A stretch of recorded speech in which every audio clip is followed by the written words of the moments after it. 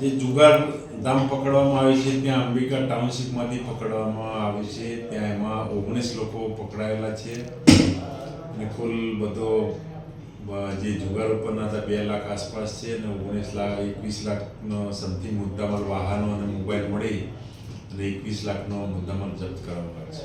હાલમાં તેમના એરેસ્ટનો તે બધી કાર્યવાહી ચાલુ છે અને અન્ય તપાસ પણ ચાલુ છે. એ હાર જીતનો જુગાર રમતા પત્તા વડે એમને તહેવાર નિમિત્તે એ લોકો એને એવું કહેવું છે કે તહેવાર નિમિત્તે ફ્રી હોય જેથી અમે આ જુગાર રમતા.